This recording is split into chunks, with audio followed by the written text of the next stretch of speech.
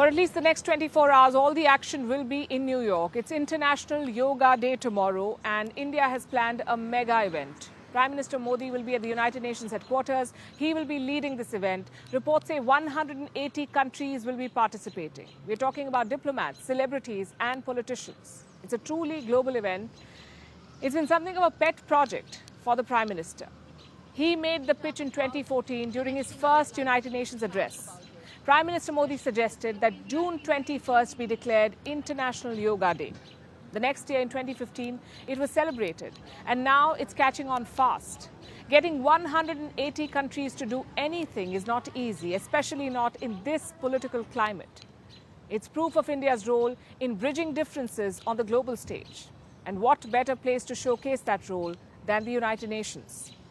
The Prime Minister also has some meetings lined up today. Around 24 people from various walks of life, businessmen like Elon Musk and scientists like Neil deGrasse Tyson. But not everyone is as excited. There is one section of American society that is sulking over this visit. And who are they? Well, the usual suspects. Some American media houses and think tanks. They're not concerned about facts or realities. They just virtue signal. They build a narrative against India. Let me show you some of the examples. This is what HuffPost is running. Human rights groups blast White House for Modi visit. It says hosting Modi will send a bad message to minorities across the globe. How about that? Not even India, the whole world apparently. And here is another one from the Foreign Affairs magazine. America's bad bet on India, they say. They say New Delhi will never side with Washington against Beijing. Then you have Amnesty International and Human Rights Watch. They're screening a documentary today, this one by the BBC. It's the same documentary that was blocked on social media in India. It talked about Modi's role in the 2002 riots. The courts cleared his name, but the high and mighty at the BBC did not. Either way, that documentary will be screened in American cities today. It's a protest, apparently. Last week, we also had 2 reports come out, both by this agency, the Congressional Research Service. It's a quasi-government agency here in the United States. The first report talks about India's human rights assessment. Now, I don't remember New Delhi asking for one, but that's America for you. The second report is called India-US Relations Issues for Congress. And what does this one say? That there should be scrutiny on how the White House handles India, specifically on 2 issues, democracy and human rights. Now, quick side note. This is the same Congress that has invited Prime Minister Modi to address it. Some of these saboteurs work online. They're trending a new hashtag, a hashtag on Twitter. This is hashtag Modi not welcome. What do all these examples tell you? There is a concerted campaign to sabotage India-US relations, to use the bogey of human rights to do this. Do you know what else it shows? It shows America's superiority complex. It's evident in all these articles and so-called op-eds. Look at the one that HuffPost published.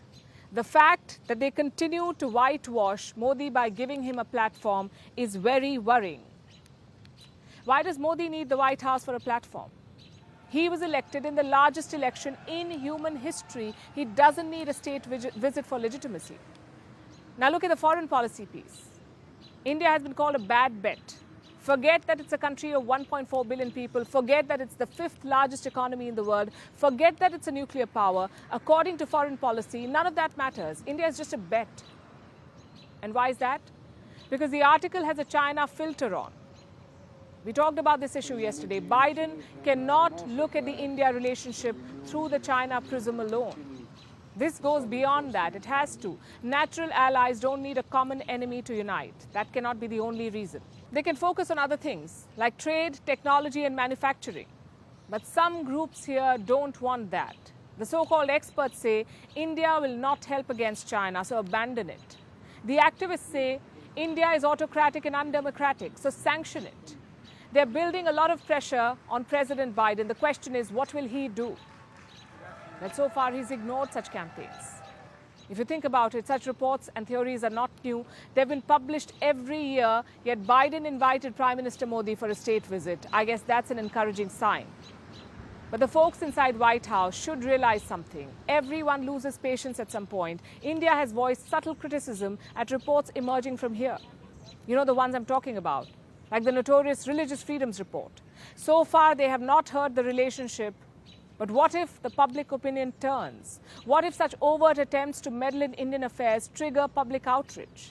That's something the Biden team should chew on.